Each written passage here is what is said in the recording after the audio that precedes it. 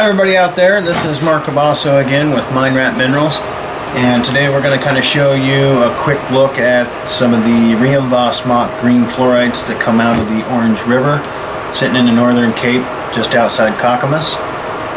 We were down there for a few years in a row getting some of the material that the locals were digging from the village of Riemvasmaak, and after they dig it, then we buy it, we take it into Kakamas, we pack it up and put it in these boxes, and then we ship it over ocean freight. So we're going to kind of give you a look here real quick on what the material looks like raw before we start to work on it. So we'll get a few of these out of the paper,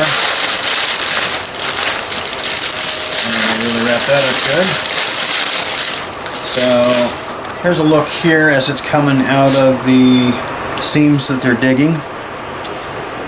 You can see some octahedrons sticking up here. Here's some of the quartz that's commonly associated with it. We want to try to get this cleaned up prior to removing the quartz off of the green octahedrons. Some pieces at the locality do come out without the quartz covering it. They are kind of clean, but they've encountered quite a bit of surface etching on the octahedrons. So there's a rather large piece. You can see here the bulk fluorite. Here's some more of you can see the quartz sticking up here, so that's pretty clean quartz too once it gets cleaned up. Let's take another quick look here. See if we got any nice small ones that have a little bit more relief.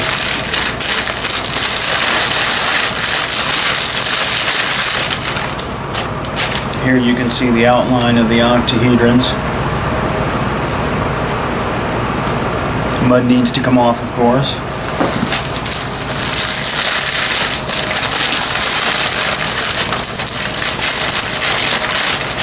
Depending on where they're at digging, the further down in the deposit that they got, the cleaner the octahedrons were, because the weathering was less and less on the pieces. Here you can see one of the octahedrons hiding in this little group of quartz here. So what we'd like to do here is we're going to do a pre-clean on these before we get them ready to do some waxing. Here's some pieces we've got set aside where we've pre-cleaned them. We're trying to get the quartz as clean as possible, so once we outline the shape of the piece we want and where we want to take off the quartz and show the green octahedrons, once we take off the wax, then we're completely done with the specimen. So let's take a look on inside and we'll see how they're doing on the waxing.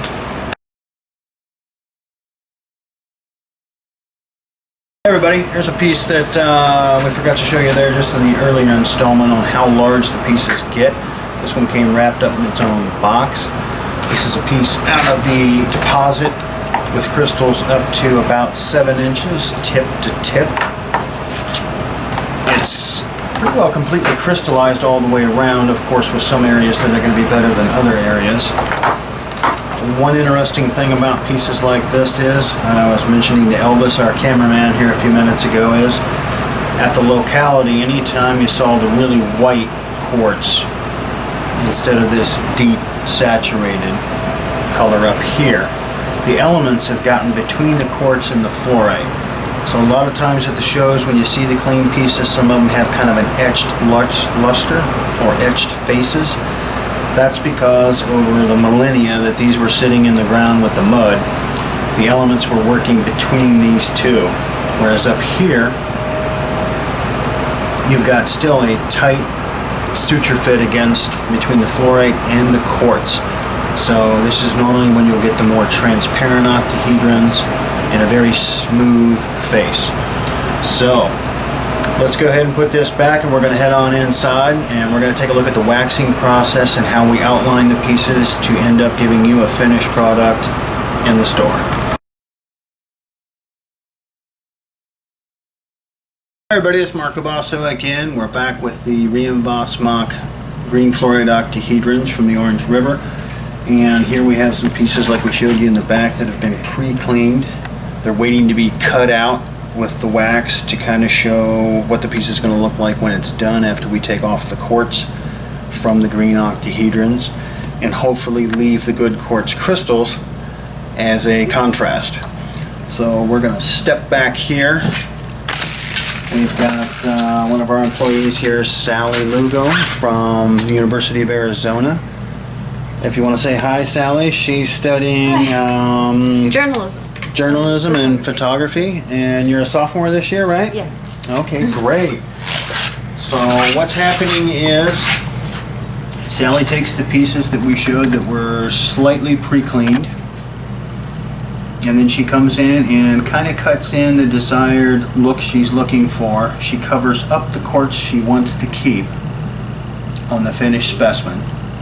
And then what's going to happen is we take off the quartz from these green octahedrons, and then hopefully we have nice shiny green octahedrons left and somewhat bright quartz after we take off the wax. And at that point, hopefully we have a specimen we can sell to the public there. So after she gets done cutting in, then she goes back and applies quite a few layers of the wax to the piece, so that way we don't damage any of the quartz as we're taking the quartz we want to keep, as we're taking off the quartz we want to not keep. So she's basically making these giant jelly beanie looking things, so that way then I can work on it and hopefully create a specimen. So what we'll do now is we're going to back up over here and we'll show you a few of the pieces after we've taken off the, well, I guess before we jump to where we show you where we've taken off the wax, here's the little pieces waiting to be worked on. You can see it's pretty thick on here. That way when I get aggressive with this stuff, I'm not damaging the parts we want to keep. So we've lumped it on there pretty good. I've done some pre-shaping down here to get the matrix thinned out a little bit.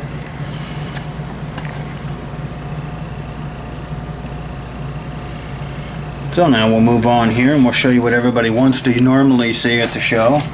Here we have some of our finished pieces. And you can see here, this is what would have had the wax on it.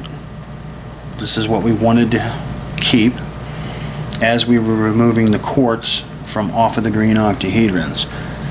And if you were paying attention in the first part of the segment of this video, this has kind of the slightly etched surface. So this is some of the stuff that had the quartz that was really white instead of the kind of deep saturated green underneath the quartz. There's some of that. That one came out quite nice there. And then we get into our fantasy pieces here.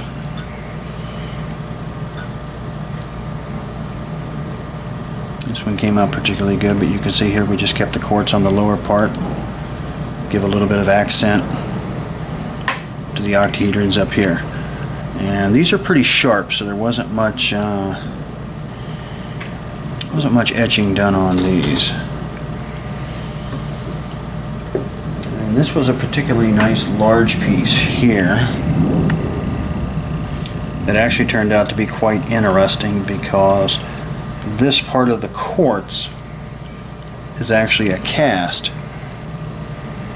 that was over a giant octahedron, and then more octahedrons grew on top of the quartz. So the paragenesis in this was kind of interesting for what was going on. We were able to keep the middle layer of quartz. This had popped off the original octahedron at the locality, obviously years before, because it's been recrystallized. So we were able to keep that, and we removed the quartz from the octahedrons, and we ended up with this fine display piece here, which I believe at this moment is on the website mindwrapminerals.com. So this is Mark Kielbaso once again with Elvis Hill on the camera there. Hope you enjoy your day and you've enjoyed the segment showing the octahedrons from Riemvasmaak.